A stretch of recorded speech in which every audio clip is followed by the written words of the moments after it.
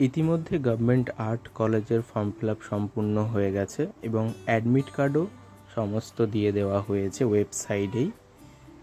আর অনেকেই সমস্যার সম্মুখীন হয়েছিল ফর্ম ফিল আপ নিয়ে, তো সেগুলো সমস্যার সমাধান করার চেষ্টা করেছি আমি যতটা পেরেছি আমার তরফ থেকে। আর 2020 ক্যান্ডিডেটরা তো ফর্ম ফিল আপ করতে পারলো না, আবার অনেকে করতে পেরেছে, কিন্তু তাদের শোনা যাচ্ছে যে ফর্ম ফিল আপ করার পরেও তারা পরীক্ষা দিতে পারবে না, যেহেতু তারা 2020-তে এইচএস পাস করেছে।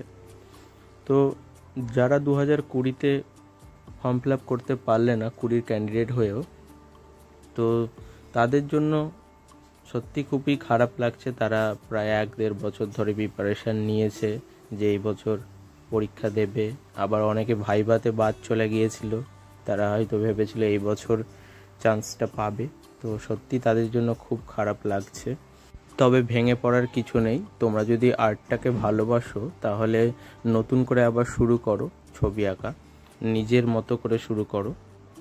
আশা করি তাতেও একটা জায়গায় তোমরা পৌঁছে যাবে।